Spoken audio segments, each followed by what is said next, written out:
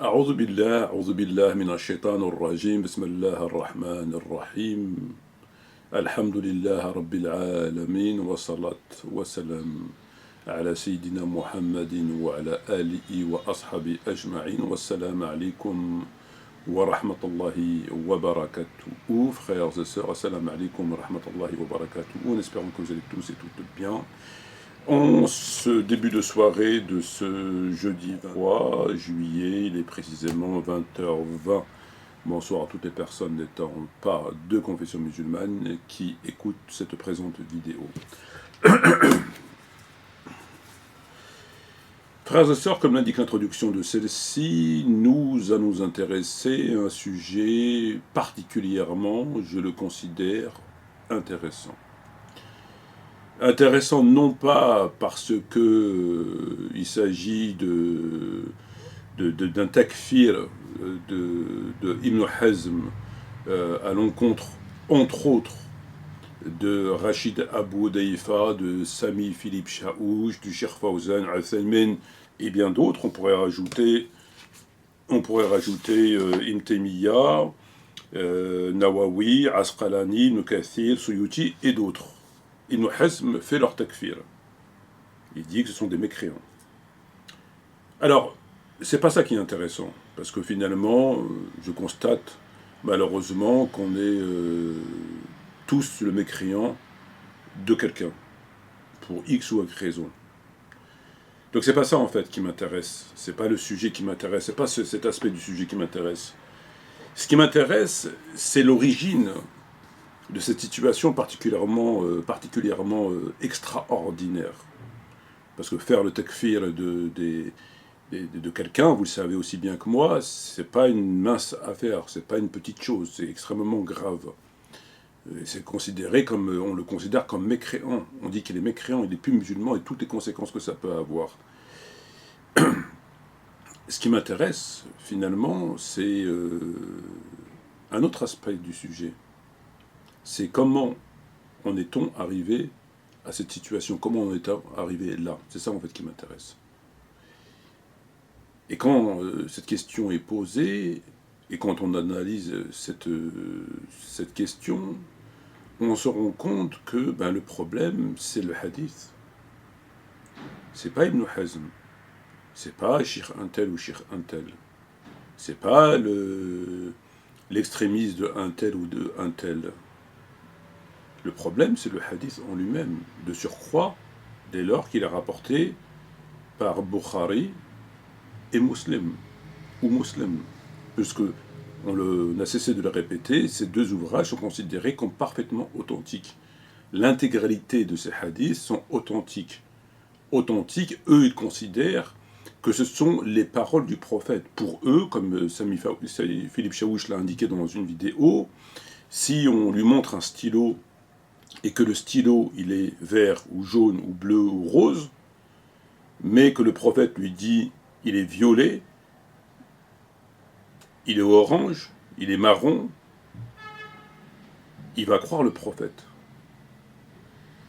Donc le stylo, pour lui, il n'est pas tel qu'il le voit. Jusque-là, ça, on l'entend. Moi-même, si le prophète il me dit telle chose, évidemment que je vais le croire. Évidemment. Et ce serait très grave de ne pas le croire. Mais le problème, il n'est pas là.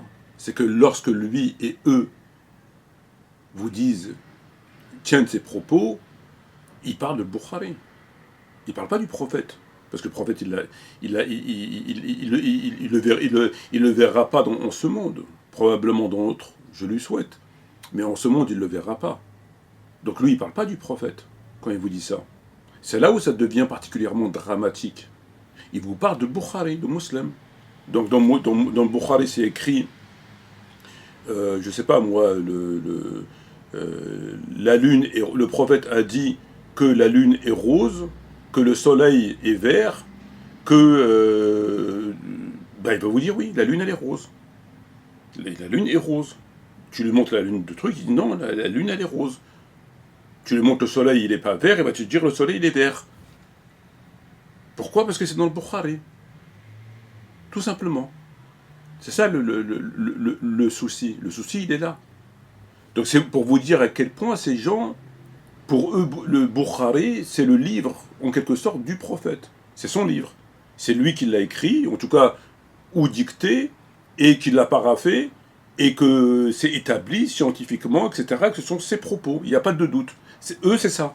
Et c'est là où ça devient dramatique. Et le hadith, la situation dans laquelle ils sont aujourd'hui, à travers cet extrait que je vais développer avec vous, Inch'Allah, met en évidence ce problème. Mais en évidence, non pas Ibn Hazm, ou Cheikh Uthaymin, ou Cheikh Fawzan, ou un tel. L'origine du problème, il est le hadith. C'est le hadith.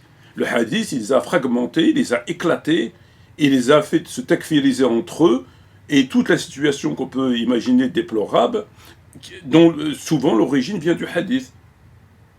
Parce que chacun d'eux va avoir la lecture du hadith telle qu'il considère qu'elle l'est, parce que ceci, parce que cela, parce qu'il est authentique, parce que ceci, parce que cela, et que par conséquent, il va en tirer les conséquences. Et on va développer tout ça tranquillement, Inch'Allah. Alors, sans plus tarder, donc moi ce que j'ai fait, lorsque je me suis rendu compte de cette situation, je suis parti très rapidement sur Internet, et j'ai pris des extraits très rapides, il doit y en avoir d'innombrables, afin d'illustrer mon propos, et je les ai insérés. Donc j'ai mis Rachid Abou Deifa, j'ai mis Fawzan, j'ai mis Sami Philippe Chaouch dans ces extraits-là. Donc on va commencer par écouter les propos qui tiennent par rapport à ce hadith. Les deux noms d'Allah qui peuvent littéralement changer ta vie. Ne fais surtout pas défiler cette vidéo. Écoute-la jusqu'à la fin et partage-la au maximum aux musulmans afin qu'elle leur soit bénéfique. Et si quelqu'un apprend ces deux noms d'Allah grâce à toi, tu en récolteras également la récompense, Inch'Allah. N'oublions pas que le prophète Mohammed a dit qu'Allah possède 99 noms. Celui qui les apprend, les comprend et les met en pratique entrera au paradis. Dis-moi en commentaire combien de noms d'Allah connais-tu. Sans plus attendre, voici deux noms d'Allah d'une immense importance. Le premier est As-Sami As-Samir, celui qui entend tout. Le second est Al-Bashir Al-Basir, celui qui voit tout. Allah entend tout ce que tu prononces et voit tout ce que tu fais. Rien ne lui échappe. Que ce soit en public ou en secret, chacune de tes paroles, chacun de tes actes sont parfaitement connus d'Allah. C'est pour cela que ces deux noms reviennent très souvent dans le Coran As-Samir, celui qui entend tout, et Al-Bashir, celui qui voit tout. Si tu souhaites obtenir le paradis et être préservé du feu, fais de ton mieux pour apprendre les 99 noms d'Allah et vivre selon ce qu'ils impliquent. Le prophète a dit, Allah possède 99 noms sans main. Celui qui les recense, les apprend, les comprend et agit selon eux entrera au paradis. Qu'Allah nous accorde cette immense faveur. Amin. لله 99 اسما من أحصاها دخل الجنة. هذا الحديث يا شيخ.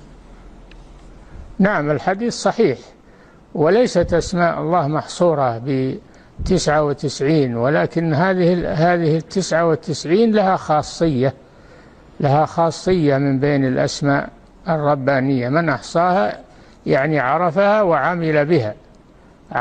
وعمل بها ودعا الله بها، ولله الأسماء الحسنى فادعوه بها. نعم. الحمد لله وحده والصلاة والسلام على من لا نبي بعده وعلى آله ومن والاه أما بعد. Alors, on se retrouve ce soir pour ce cours bonus sur cette série de cours sur les noms d'Allah subhanahu wa ta'ala. On en a étudié durant 3 semaines 99, parce que ce sont les 99 qu'a compilé le cheikh Mohammed ibn Salih al-Uthaymin rahimahullah. Cependant, nous avons expliqué qu'en réalité, Allah Azza wa Jal avait bien plus de 99 prénoms, et d'ailleurs, il en avait tellement qu'on ne pouvait les cerner. La présence de ton Seigneur Tabaraka wa Ta'ala, tant que tu n'as pas appris à connaître qui est Allah à travers ses noms et ses attributs subhanahu wa ta'ala. Rapporté par l'imam al-Bukhari wa Muslim. Fi sahihain. Ici, le prophète Ali afdalus salati wa askat taslim nous a rappelé qu'Allah Jalla wa Ala a 99 noms, 100 moins 1. Voilà pourquoi, bien que j'avais déjà traité quelques ici sermons ou quelques prêches concernant cette série-là, eh bien j'ai décidé de la reprendre du début, et cela ne nous fera pas de mal, incha'Allah tabaraka wa ta'ala, concernant l'explication des noms et des attributs de notre Seigneur tabaraka wa ta'ala. Et on sait que Dieu a 99 noms, comme il est cité dans Sahihain, 99 noms dont on a connaissance. La majorité des gens de science disent que Dieu n'a pas que 99 noms. Il en a plus. Mais ceux dont Allah tabaraka wa ta'ala nous a informés, eh bien ils sont au nombre de 99. Et il est important de les apprendre, de les comprendre afin de vivre avec. Voilà pourquoi, ici en guise d'introduction, je vous rappelle les mérites et le bienfait, l'importance d'apprendre les noms et les attributs d'Allah tabaraka wa ta'ala, de les comprendre, de les mettre en application. Et ensuite, prochain sermon, Inch'Allah ta'ala, on prendra à chaque fois un nom d'Allah Jalla wa Ala et on essaiera d'extraire les moralités, les sens, les leçons afin de le mettre en application et se rapprocher chaque semaine de plus en plus de notre Seigneur Tabaraka wa ta'ala avec ilm, science et ala basira basé sur une clairvoyance wa billahi tawfiq. À l'écoute de ces 4 extraits de Rachid Abou Hudayfa et de Sami Philippe Chaouch et de Shir Fawzan, les 4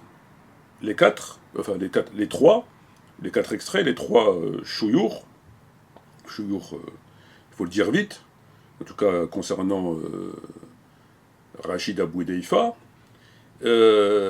disent exactement la même chose. Ils vous disent que Allah, Azza wa Jal, il a 99 noms. Au nom, justement, du hadith dans le Bukhari et Muslim qu'on va voir, ils vous disent qu'il a 99 noms. 100 moins 1. Cependant, les 3, ils vous le disent, qu'en réalité, il en a plus que 99. En raison de ceci ou de cela, les savants ont établi, en tout cas, ont considéré que Allah a plus de 99 noms. Une des raisons qui me semble se tenir, c'est le fait que si on limite Allah à 99 noms, quelque part on le limite lui-même. Alors moi, c'est des sujets qui ne m'intéressent absolument pas, mais vraiment pas du tout. Que Allah a 99 ou 199 ou 1 million ou 24 ou 32, ça ne m'intéresse absolument pas. Et leur discours qui consiste à dire, comme l'a dit Rachid Abou Hudayfa sur son minbar, que ça permet de connaître Allah, et donc on doit connaître Allah, c'est pour mieux ceci, comme s'il parlait de son copain. Alors lui, c'est un cas très particulier, manifestement, c'est devenu un influenceur. Il agit comme un influenceur à travers ses comptes, aussi bien le contenu que les postures qu'il prend à diffuser des photos dans toutes les positions inimaginables, sauf celles, pas encore en tout cas, lorsqu'il est dans son lit avec son épouse, sur un fond de musique, et puis les propos qui sont tenus, etc., très consensuels, il adopte exactement la même stratégie que l'influenceur. Voilà. Pour moi, c'est tout à fait clair. Il n'a absolument rien à voir, déjà dans le fond, n'en parlons pas, dans la forme, avec une position d'un imam, si banal soit-il. Il est réellement dans cette démarche. Alors bon, le but, évidemment, c'est, je le crois, c'est de ramasser de l'oseille. Puisque constamment, ces gens ont des business en rapport avec leur activité. Lui, il a la chaîne Dini, dans laquelle il donnerait des pseudo-cours, d'autres activités très probablement parallèles, notamment le Hajj, et des cagnottes pour sa soi-disant mosquée, dont il a récupéré le ramadan dernier 350 000 €, si ma mémoire est bonne. Et puis constamment, ils reviennent, sans compter les cagnottes qu'il a fait avant, pour des puits là-bas, etc., etc. Donc, en réalité, pour moi, ça me semble tout à fait clair que il y a voilà, pour moi, c'est très clair, mais peu importe. Alors, oui, voilà, donc, les gens qui sont en face de lui dans la mosquée, des personnes âgées, je veux dire, il est en train de leur parler des noms de Dieu. Il nous dit, j'aurais pris des petites notes, celui qui apprend les comprend et les met en pratique entrera au paradis. Qu'est-ce qu'il nous dit encore ? Bien que j'avais traité le sujet, j'ai décidé de le reprendre et cela nous fera pas de mal, Inch'Allah. Bien que j'ai déjà traité le sujet, cela ne fera pas de mal, Inch'Allah. Il a traité le sujet, il le retraite, et cela ne fera pas de mal, Inch'Allah. Ben oui, puisque t'as que ça à faire de toute façon. T'as que ça à faire, vous avez que ça à faire que de radoter, de rabâcher, etc., compte tenu de ce que l'on sait. Compte tenu que vous êtes Voilà, hein, donc vous avez absolument que ça à faire que de rabâcher, de répéter les mêmes inepties. En parallèle de cela, ben, il faut bien qu'il meuble, hein, il est là, on sait que ces sujets, machin, on sait qu'ils n'étudient pas, donc il n'y aura pas de plus-value par rapport à la science, il n'y en a pas, hein, ça s'est arrêté depuis des siècles. C'est très rare que vous allez trouver quelqu'un qui va vous apporter une plus-value par rapport à ce qui a été dit, en raison du contexte, en raison de plein de choses. Faire des propositions dans l'intérêt de la Oumma, ça c'est même pas un rêve. Et donc forcément, ben, il leur reste quoi? Et puis surtout que leur islam doit être conforme aux normes européennes. On sait ce que ça veut dire. Bon, ben, qu'est-ce qu'il leur reste? Ben, de rabâcher ce qu'ils répètent à longueur d'année, de meubler, de radoter, etc. Et puis de raconter des histoires. Voilà, c'est pour ça qu'il dit je l'ai traité, alors qu'il n'a rien traité du tout. Il n'a absolument rien traité. Il fait que de balancer les hadiths comme on balancerait, et qui radote. J'ai un petit peu de peine, il est vrai, pour les gens qui prient derrière lui, qui l'écoutent, parce que moi, de toute évidence, la prière ne passe pas. Prier derrière quelqu'un qui est ouvertement laïque, je doute fort que vous trouvez un shir et qui vous dira que la prière passe. Et à côté de tout ce qu'on sait, évidemment. Donc, les trois nous disent la même chose. Le hadith, et que Allah a 99 noms, mais en vérité on en a plus, etc. etc. Parfait. À présent, prenez connaissance de ces textes.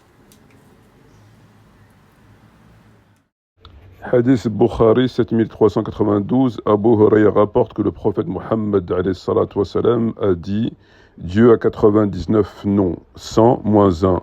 Celui qui les retiendra dans sa mémoire entrera au paradis. » Nous avons ensuite ce texte dans Sahih Muslim qui dit dans le chapitre 2, Abu Hurayra rapporte que le prophète a dit « Dieu a 99 noms. Celui qui les apprend par cœur entrera au paradis. Dieu est un, il aime l'imparité. » Ensuite, d'après Ibn Sirin, d'après Hammam Ibn Munabbih, Abu Hurayra rapporte que le prophète a dit « Dieu a 99 noms, 100 moins 1, que quiconque énumère ira au paradis. » Et on a ensuite l'explication de l'imam al-Nawawi qui nous dit « Cela dit, les savants s'accordent que ce hadith n'implique pas la limitation des noms divins à ce nombre. Autrement dit, il ne signifie pas que Dieu possède pas d'autres noms en dehors de ces 99 noms. 99, il signifie plutôt que quiconque énumère les 99 noms entrera au paradis. 6410, Abu Hurayra, tout au long de Bukhari, rapporte que Dieu a 99 noms, 100 moins 1. Personne ne les gardera dans sa mémoire sans entrer au paradis. Dieu est impair, il aime le nombre impair. À la lecture de ces textes, 2 de Bukhari et 1 de Sahih Muslim, donc la source, la référence, le texte 7392 et 6410 de Bukhari, 2077 de Sahih Muslim, le prophète aurait tenu les propos que eux, ils ont évoqués dans les extraits que j'ai diffusés. À présent, prenons connaissance de cet extrait. Alors là, nous avons le livre de référence de fiqh de Ibn Hazm, qui s'intitule, comme vous pouvez le constater, Al-Muhalla bi al-Athar, et nous avons le texte en question en arabe, qui a été traduit et qui dit ce qui suit. Il a été établi, donc là c'est Ibn Hazm qui le dit dans son ouvrage, conformément à ce qui est écrit en arabe. Il a été établi qu'ils sont seulement 99 noms. Il n'est permis à personne d'affirmer qu'Allah possède un nom supplémentaire, car le prophète Mohammed a dit « Ils sont 99, pas un de plus ». Si l'on admet qu'Allah possède un nom supplémentaire, cela signifierait que le prophète a menti, en disant 99, pas un de plus. Et celui qui permet cela est un mécréant. Donc ce qu'il dit, c'est tout à fait logique, c'est tout à fait sensé, et je partage à 100% son point de vue. À la seule différence qu'il j'ai pas la même considération que lui par rapport à Al-Bukhari. Mais si on part du principe que eux, ils ont notamment la quasi-totalité, enfin voilà, des musulmans, concernant le Bukhari et Muslim, on ne peut qu'adopter le point de vue d'Ibn Hazm. On ne peut qu'être d'accord avec lui. Il a un hadith, le prophète a dit 99, il est parfaitement clair, il a dit 99, pas un de plus, pas un de plus dans la mesure où il a dit 99, 100 moins 1, donc ça implique pas un de plus, et que celui qui rajoute un nom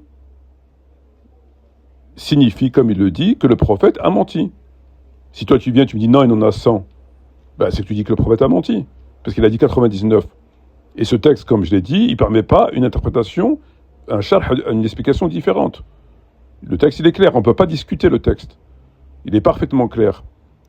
Et donc, si tu dis que le prophète a menti, ben, tu es un mécréant. Donc, ce qu'il dit, c'est 100% logique et j'ai absolument rien à rajouter. Seulement eux, les autres, ben, ils jouent. Ils ont leur caisse à outils qui leur permet, en raison de telle et telle chose, ben de rentrer en voie, non pas de contradiction frontale, parce que sinon on tomberait sous le coup de leur propre croyance, de leur propre doctrine, mais ben de dire ce que j'ai expliqué. وقد صح إنها 99 أسماء فقط لا يحل للأحد أن يجيز أن يكون له أسماء زائدة لأنه عليه السلام قال 100 غير واحد فلولا جاز أن يكون له تعالى أسماء زائد لكن قوله عليه السلام 100 غير واحد كذبا ومن جزى هذا فهو كافر. À la lecture du livre de référence Al-Muhalla de Ibn Hazm, il parle de 99 noms comme vous l'avez vu, et il dit que celui qui dit que Allah a plus de 99 noms a fait mentir le prophète, ou a menti sur le prophète, peu importe,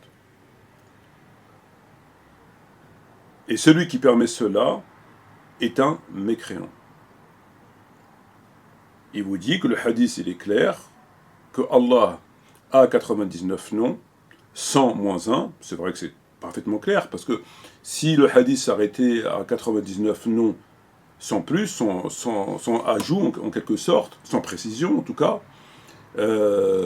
ils auraient pu, je suppose, dire oui, mais dans la langue arabe, 99, c'est pas forcément 99, ça peut dire aussi 199, 599, 9999, c'est des spécialistes dans ça, ils sont spécialistes, comme par rapport à la tentative concernant l'âge de Aïcha radiallahu anha. Donc je pense qu'ils auraient rebondi, enfin ils auraient pris cette position. Sauf que le prophète, alayhi salam, aurait dit Allah a 99 noms, 100 moins 1. Donc là, c'est 99, ça ne va pas être 999 ou 9 980, c'est 99. Très bien. Et il vous dit, Ibn Hazm, que celui qui dit qu'il en a plus est un mécréant. Pourquoi ? Parce qu'il ment ou il fait mentir le prophète, c'est-à-dire qu'il contredit le prophète. Parce que c'est un hadith authentique Bukhari Muslim, le hadith il est clair, donc si toi tu viens et que tu dis non, il en a plus, ça veut dire que tu contredis le prophète. On retombe dans la même situation qui est validée par eux. En fait, Ibn Hazm ne fait que appliquer leur propre positionnement par rapport au Bukhari Muslim. Comme il a dit, du stylo vert, et s'il est vert, etc., etc. Donc eux-mêmes, ces gens-là, vous disent que lorsque vous contredisez un hadith authentique de Bukhari et Muslim, on verra avec l'extrait de Fawzan, vous êtes considéré comme un mécréant.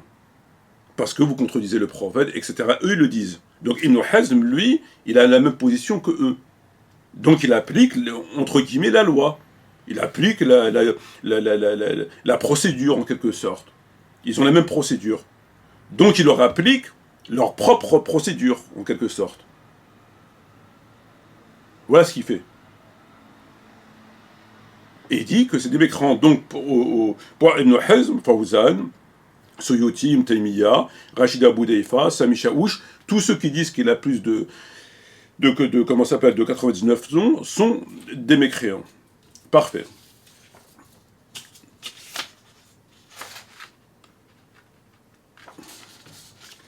Alors, analysons cette situation d'un peu plus près. Nous sommes face à un texte rapporté par le Bukhari et Muslim, comme on l'a vu, authentique. Le prophète, pour eux, l'a dit, aussi bien pour Ibn Hazm que pour eux. Ils ont la même position, eux. On n'est pas en train de parler d'un autre courant, machin, etc., d'un hérétique ou je sais pas quoi. C'est pareil. Donc, on a un texte qui est clair, parfait. À la lecture de ce texte, on l'a vu, il a 99 noms, 100 moins 1. Parfait. Donc, Ibn Hazm, il est en quelque sorte droit dans ses babouches. Il est droit dans ses babouches. Il a un propos du prophète qui dit ça. Il le valide parce que c'est le prophète qui l'a dit. Le propos est parfaitement clair. Il ne permet pas une interprétation, un tafsir, un sharh, un ta'wil si vous voulez, qui nous aurait à comprendre le texte autrement. Il ne le permet pas. Le texte est parfaitement clair. Donc lui, il dit, voilà, ceux qui vont venir dire qu'il a plus de 99 noms sont des koufars. Parce que le texte ne permet pas de le comprendre autrement. Ok. Alors, ce texte, par ailleurs, est intéressant d'un autre point de vue. Parce que, finalement, le paradis, comme on le verra dans la vidéo à venir, Inch'Allah, il est facile de gagner le paradis. C'est facile. Tu n'as qu'à apprendre les 99 noms. Tu n'as qu'à les apprendre. Et tu vas au paradis. Tu les apprends, tu vas au paradis. Le texte, il est clair. Celui qui les apprend va au paradis. Sauf que eux, là encore, ils vont intervenir. Eux, c'est-à-dire Rachid Abu Deifa et tous ces gens-là, ils vont intervenir, ils interviennent 2 fois sur le hadith. 2 fois. La première fois, c'est pour le contredire, en disant qu'il a plus de 99 noms. Et la deuxième fois, c'est pour lui faire dire ce qu'il ne dit pas. Parce que s'il valide le hadith par rapport à ce qu'il dit, il tomberait dans l'hérésie. Laquelle, l'hérésie de considérer qu'il suffit d'apprendre des noms de Dieu pour aller au paradis. Il n'y a pas de prière, il n'y a pas de ceci, il n'y a pas de péché, il n'y a pas de tout ce que vous voulez. Tu apprends les noms, tu vas au paradis. Donc les deux points vont alors à l'encontre de ce qu'on sait, en quelque sorte, de ce qui est établi, entre guillemets, dans l'islam. Le premier point, c'est qu'il a plus de 99, et non pas 99, en raison du fait que si on les limite à ça, patati et patata, donc ça va pas, on ne peut pas limiter Dieu à 99. Et la deuxième des raisons, c'est que, si on respecte le hadith tel que le prophète il l'aurait dit, finalement, ça cause problème. Est-ce qu'on peut gagner le paradis uniquement en retenant des noms de Dieu, si divin soit-il? Donc, voilà, c'est tout. Bon. C'est quand même ces vidéos que Rachid fait, lorsqu'il vous dit, vous dites 100 fois ça, vous n'avez plus de péché, vous dites 100 fois ça, vous dites 100 fois ça, c'est la même chose. Bon, là, à la limite, pour lui, ça passe. Ça efface tous vos péchés, tous vos magouilles, tous vos insultes, tout ce que vous voulez, mais ça passe, c'est pas grave. On va dire, bon, c'est pas grave, ça passe aux yeux des gens. Mais dire que vous allez au paradis, parce que tu as retenu des noms, là, ça cause problème. Et ça, ils l'ont vu. Et c'est pour ça qu'ils vous disent, il rajoute quoi? Il a rajouté, et il n'y a pas que lui, voilà ce qu'il rajoute. Celui qui les apprend, les comprend et les met en pratique entrera au paradis. Voilà ce que ça veut dire. Voilà ce qu'il dit dans son prêche et voilà ce qu'eux disent en général. Celui qui les apprend, les comprend et les met en pratique entrera au paradis. Voilà ce qu'ils ont rajouté dans la bouche du prophète. Pourquoi? Est-ce que le texte le dit? Est-ce que le hadith dit celui qui les apprend, les comprend et les met en pratique. Il n'y a pas ça dans le texte. Les mots ont un sens quand même.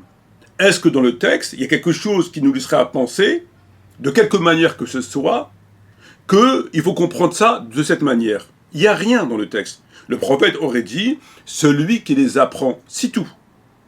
Il n'a pas dit celui qui les comprend, il n'a pas dit celui qui les met en pratique. Ça, c'est eux qui l'ont rajouté. Ils l'ont rajouté parce que ça ne les arrange pas d'un point de vue de la croyance que de dire uniquement qu'on les apprend. Ça ne les arrange pas. Donc ils ont rajouté des choses qui vont dire au texte qui ne figurent pas dans le texte, pour pouvoir l'adapter à leur croyance.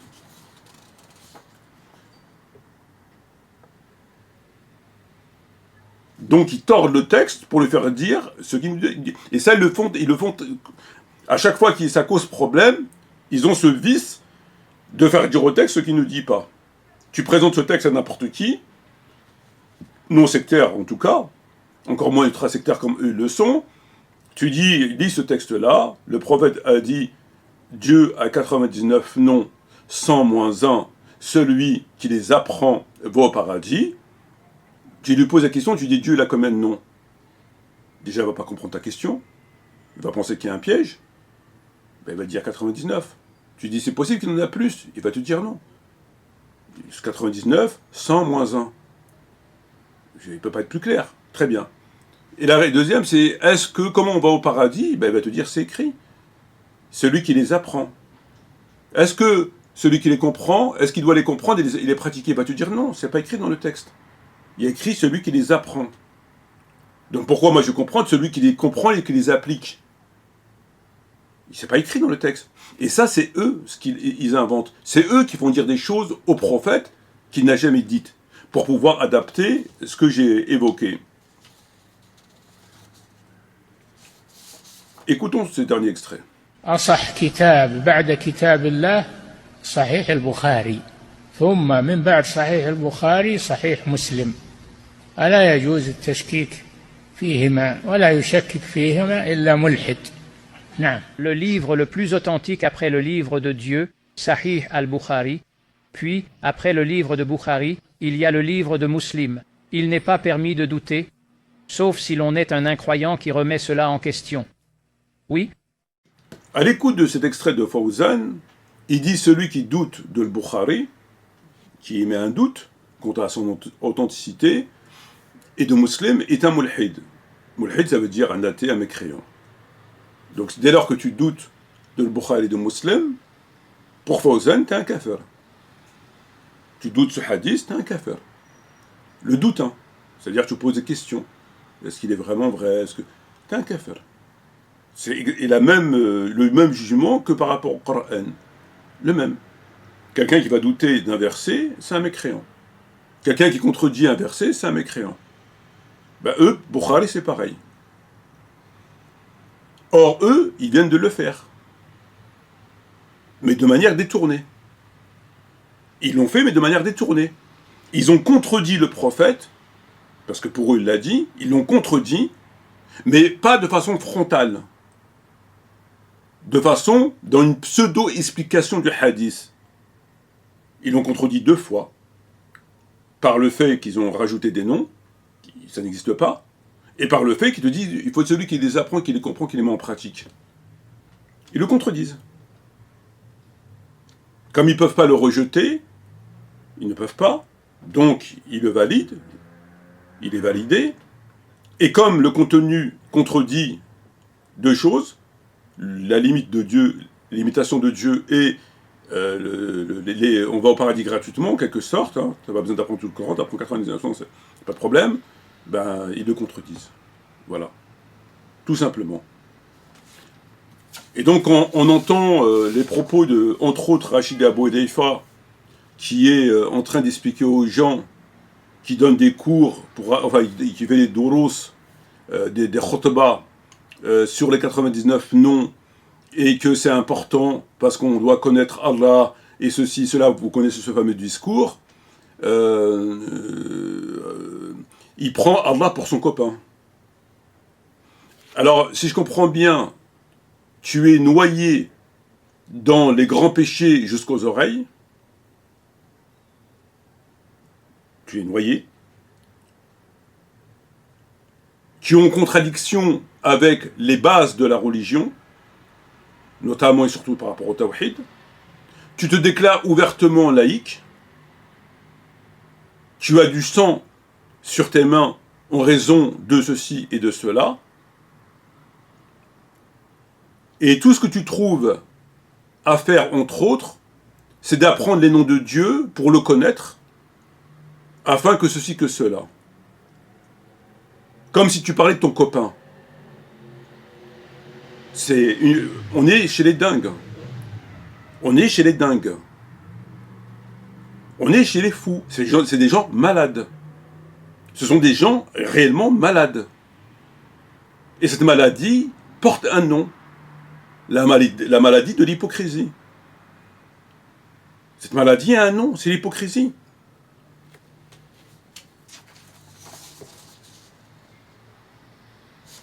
Et je termine sur l'explication de Nawawi qui dit, dans son charh, comme vous l'avez vu, Allah a plus de 99, des savants, la majorité des savants disent qu'il a plus de 99. Comme les propos qu'eux ils ont tenus.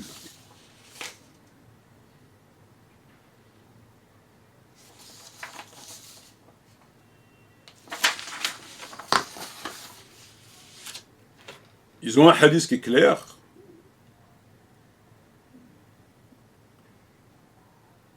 Preuve que je comprends le texte normalement, puisque, regardez, Ibn Hazm, je l'ai compris comme lui.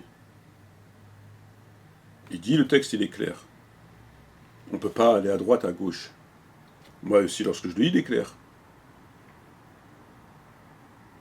Leur vice, leur perversion, les a conduits à le contredire en raison de certaines évidences, enfin entre guillemets évidences, et à le contredire et à faire dire au prophète ce que le prophète n'a jamais dit. À savoir celui qui les comprend et qui les met en pratique. C'est où dans le texte? Donc c'est quand même lire quand même. On a un cerveau, on n'est pas des animaux. Où dans le texte le prophète a dit celui qui les comprend, qui les met en pratique? Où? Il n'y en a pas. C'est de la pure invention. Sur ce, shukran jazilan wa salam alaikum wa rahmatullahi wa barakatuh et bientôt inshallah.